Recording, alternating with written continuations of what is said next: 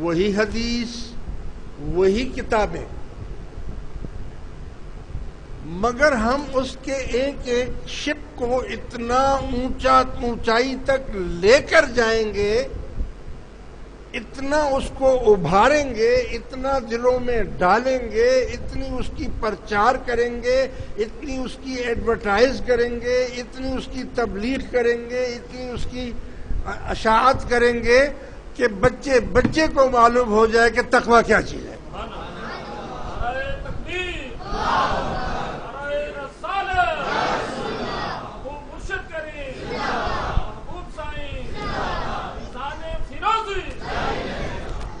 بہت سے مولوی کہتے ہیں یہ کوئی نئی بات تو نہیں ہے، نئی چیز تو نہیں ہے۔ ہم کب کہ ہم نہیں تو ہم لانا ہی نہیں چاہتے، ہم تو پرانی لانا چاہتے ہیں، مگر اس کا طریقہ کار ہم نے جو تجویز کیا، جو نسخہ ہم نے تجویز کیا، وہ نسخہ ہم نے یہ تجویز کیا، یہ کوئی نئی بات نہیں ہے، یہ قرآن شریف ہے، یہی حدیث ہے، یہ پہلے بھی تھی، ابھی بھی ہے، بعد میں بھی ہے، ابھی بھی ہر مسلمان کے گھر میں پڑی ہوئی ہے، موجود ہے، لیکن ان کو یہ بھی نہیں معلوم کہ تقویٰ کس کو کہتے ہیں، خوف خدا کیا ہوتا ہے۔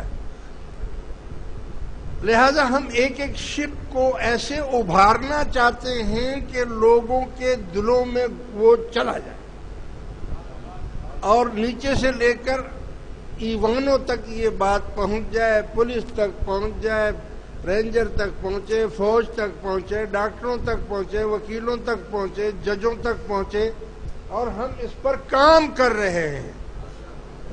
باقاعدہ وفد ہمارے جاتے ہیں بڑے بڑے لوگوں کے پاس، اور ان کو اور کچھ نہیں، یہی اور ایک کتابچہ بھی ہم نے چھوٹا سا بنایا ہے جو 10 منٹ میں پڑھا جا سکتا ہے۔ ہم نے بڑی کتاب نہیں بنائی، بڑی کتابیں تو بہت ہیں، اس کی تو کوئی کمی نہیں ہے، کتب خانے بنے ہوئے ہیں۔ میں کہتا ہوں کہ پیر پگارا صاحب کے وہاں پیر جو گوٹھ میں گیا، اتنا بڑا کتب خانہ بنایا ہوا ہے آپ نے، اللہ ان کو جنت نصیب کرے،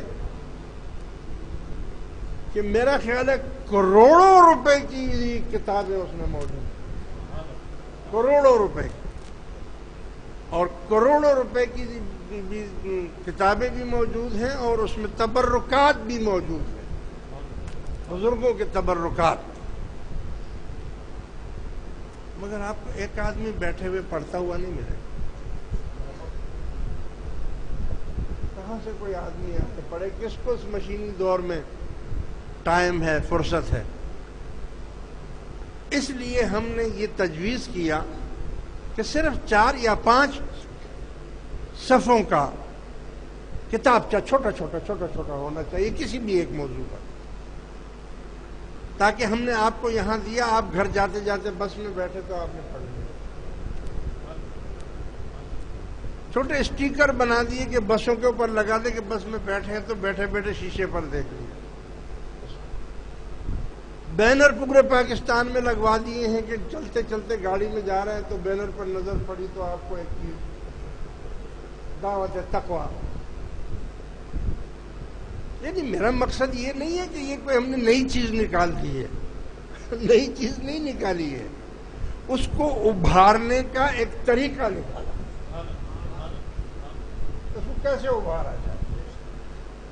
کہ 1400 سال سے یہ آیتیں موجود ہیں، علماء اس پر تقریریں بھی کرتے ہیں، بتاتے بھی رہتے ہیں، اور قرآن میں بھی لکھا ہے، لیکن پھر بھی میں آپ کو دعوے سے یہ بتا سکتا ہوں کہ 18 کروڑ عوام میں سے 9 کروڑ عوام کو یہ معلوم نہیں ہوگا کہ تقویٰ کس کو کہتے ہیں۔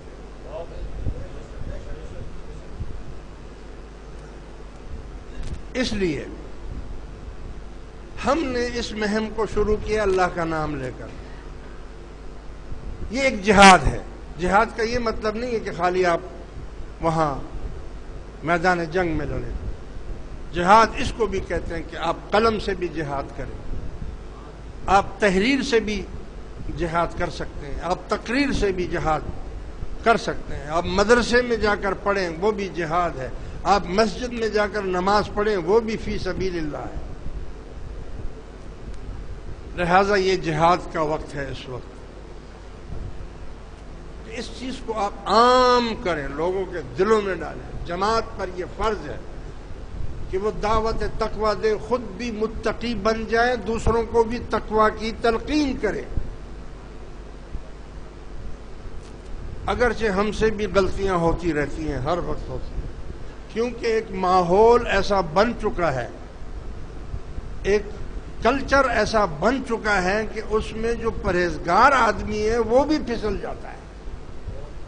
اس کو پتہ بھی نہیں چلتا ہے کہ میں پھسل گیا ہوں، اور وہ پھسل جاتا ہے. لہذا اس کے لیے ہمارا باقاعدہ ایک نیٹ ورک کام کر رہا ہے، اندرون ملک بھی اور بیرون ملک بھی. لہذا اس نیٹ ورک میں جماعت نے ایک سسٹم بنایا ہے موبائل فون کا. جو آپ کو موبائل فون ہر شخص کے پاس آج کل ہے، موجود ہے، اور اللہ نے یہ سہولت دی ہوئی ہے. لہذا سب سے پہلے تو اس کے فارم پر کریں آپ. اس میں جو بھی ہمارا ممبر، ضروری نہیں ہے کہ مرید بن جائے، مرید بننے کی ضرورت نہیں ہے. کوئی بھی شخص کسی بھی فرقے سے ہو، ہمیں اس کے فرقے سے کوئی واسطہ نہیں ہے، بلکہ اگر وہ غیر مسلم ہے وہ بھی ہمارا ممبر بن سکتا ہے. غیر مسلم بھی تو خدا سے ڈرتے ہیں نا، خدا کا خوف تو وہ بھی رکھتے ہیں نا.